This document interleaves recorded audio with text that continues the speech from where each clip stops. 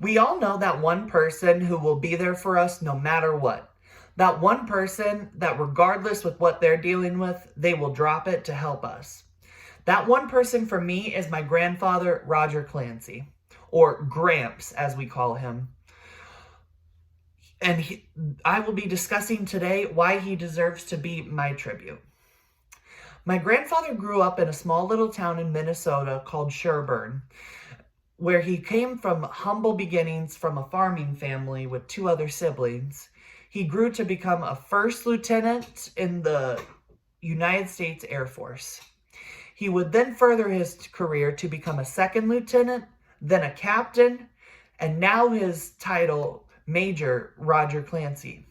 He worked in the United States Air Force for 21 and a half years as a navigator and IT manager. He would then go on to work another job at Merritt's over in Missouri for 19 and a half years as an IT manager as well.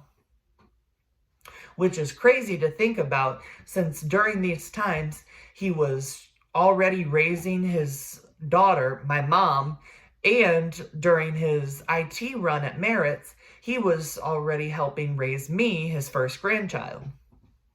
Whenever I was younger, every sporting event or musical concert or band concert I was ever in, I could always count on Gramps to be there and we could get Dairy Queen afterwards.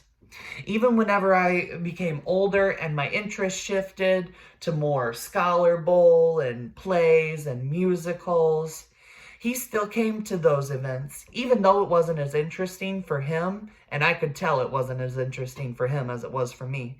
He knew how much I loved it and how much time I had devoted to it, so he still came and supported me, and I appreciate that so much looking back.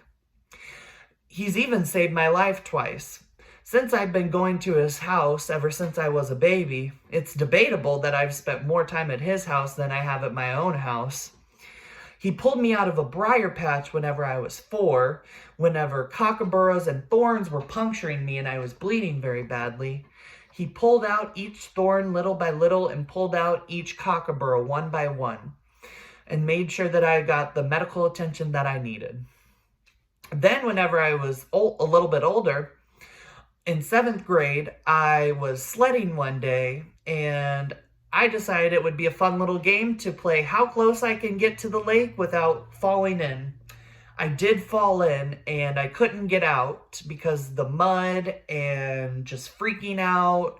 So I would have died due to hypothermia or drowning if my grandfather wasn't there, but thankfully he was there and he got me all cleaned up and into a hot shower. Now, I don't have as much time to see my grandfather as I would like to, since I have a busy schedule as a student while also working and trying to keep other social priorities intact. I do still think it's important to carve out time for your grandparents though, and make sure that they're being taken care of, especially in this time of COVID.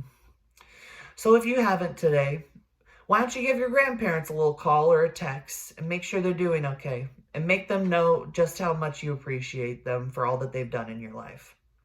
Thank you.